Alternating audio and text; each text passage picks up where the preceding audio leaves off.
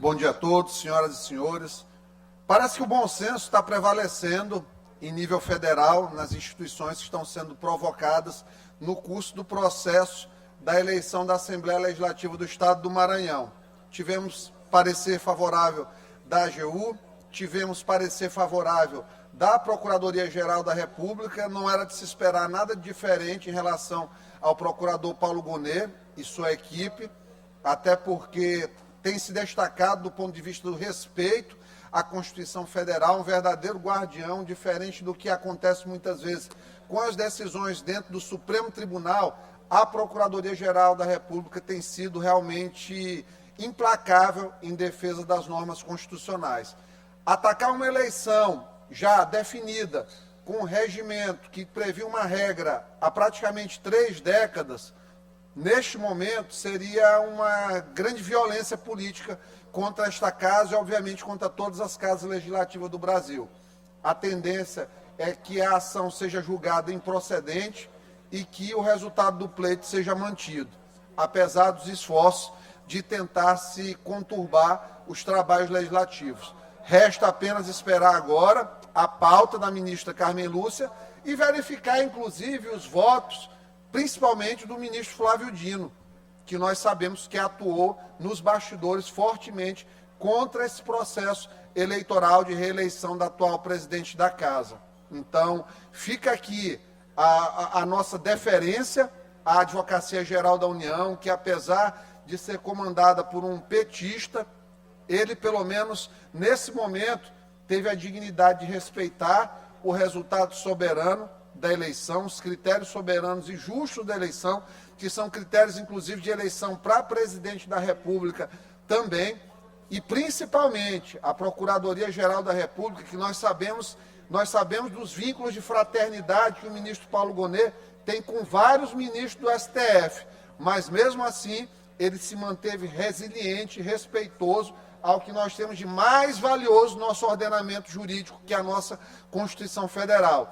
Constituição Federal essa que, às vezes, deputado Neto Evangelista, é desrespeitado, principalmente hoje no que tange as prerrogativas dos deputados federais, deputados estaduais.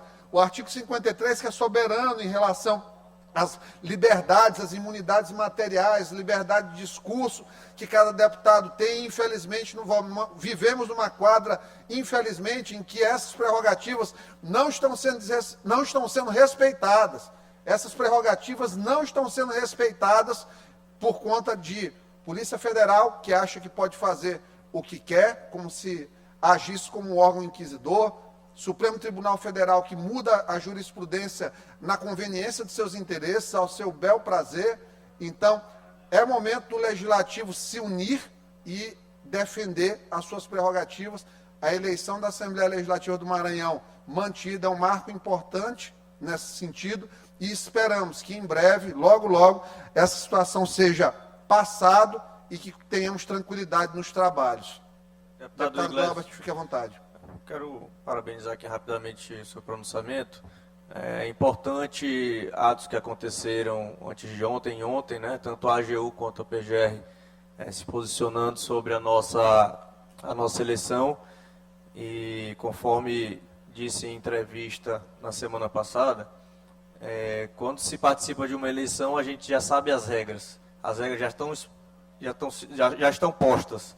E quando a gente vai para a eleição, só tem 2 caminhos: ganhar ou perder, seguindo as regras. E a presidente Iracema, dentro das regras, ganhou a eleição, por isso assumiu o cargo, e agora, tanto a AGU quanto a PGR, conforme Vossa Excelência mesmo disse, usamos a amizade que eles têm, o quanto eles se conhecem lá, eles sabem muito bem como agir, e dentro da regra, dentro da lei, como foi feito aqui. É uma vitória para esse parlamento, é uma vitória para esta casa, que os nossos direitos sejam sempre preservados.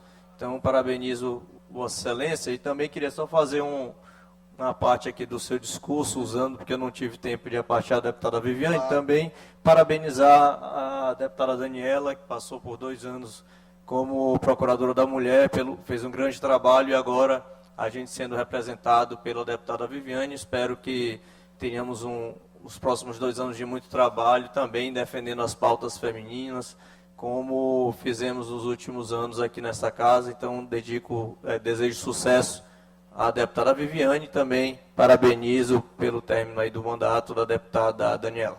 O nosso regimento é a coisa mais importante que nós temos. Deputado Ricardo Arruda, imagina, uma casa que não pode se agarrar ao seu regimento para exercer a sua soberania enquanto poder legislativo estadual.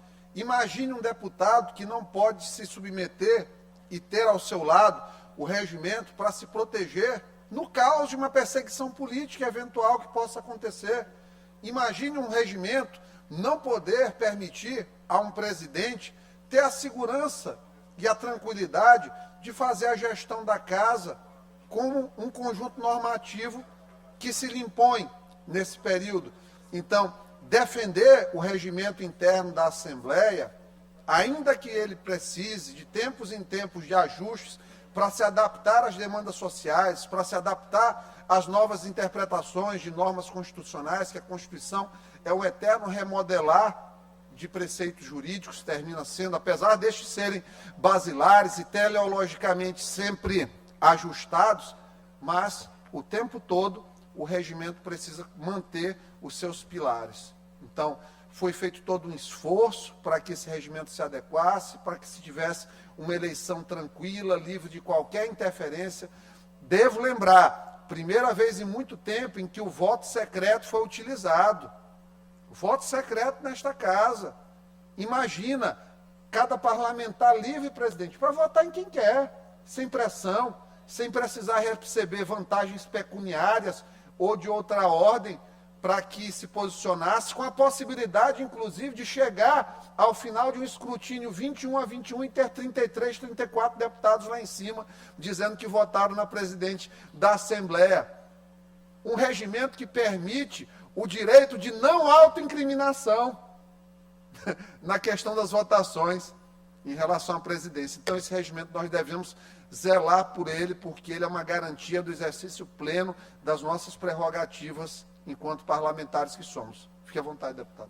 Deputado Iglesio, nessa linha que Vossa Excelência colocou, e é uma questão que eu já trouxe aqui para casa, é justamente essa questão da preservação das prerrogativas do parlamento.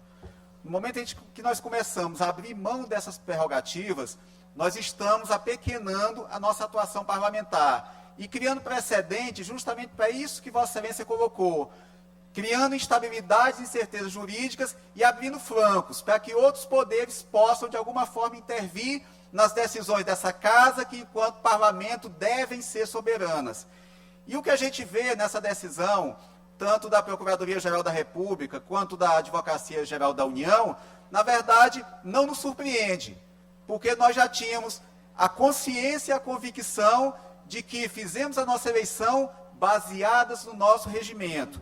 Regimento que não foi alterado por motivos casuísticos. Na verdade, esse é um princípio, esse é um critério que já vem adotado desde a década de 90. Então, nós que somos legalistas, que queremos que essa casa cumpra as leis, mas temos preocupação também com a preservação das nossas prerrogativas parlamentares, essa decisão, tanto da AGU quanto da PGR, na verdade, apenas ratifica tudo aquilo que nós defendemos e acreditamos. Então, eu tenho certeza que é um grande sinalizador e que mostra também que a ministra do STF, Carmen Lúcia, eu tenho certeza também, legalista como ela é, defensora da lei, da forma como ela é, eu tenho certeza também que ela se manifestará nesse sentido. Parabéns, deputado, pela fala. Nós conversávamos sempre, deputado Ricardo, eu e Vossa Excelência, como outros colegas aqui na casa, que se pelo direito fosse adotado o caminho, nós não teríamos dúvida da vitória do pleito, assim como ele se desenhou, a vitória da presidente Iracema. Só interferências externas, forças externas, como foi cunhado um termo aqui, forças supremas, que chegou a envergonhar tanto quem trabalhou contra a eleição e que incomodou tanto quem tentou atrapalhar essa eleição, poderia mudar o resultado de uma eleição que foi conduzida na máxima transparência e, claro, 100% dentro das regras do jogo democrático e da estrita legalidade. O deputado Neto Evangelista deseja fazer uso da palavra. Concedo-a. Deputado doutor Iglesias,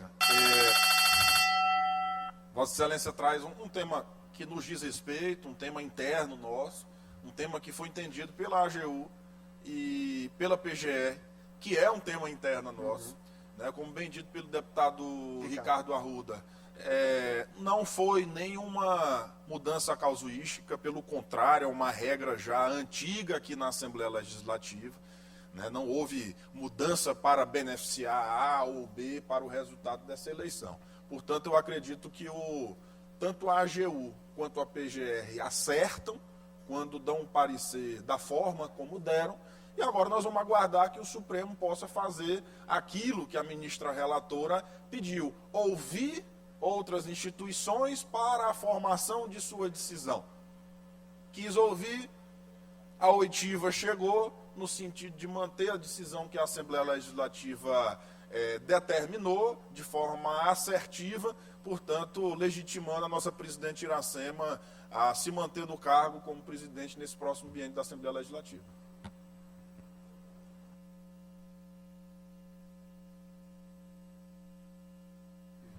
Pode concluir, deputado. Libere o áudio para o nosso deputado, o microfone. Muitas injustiças foram cometidas nesse período.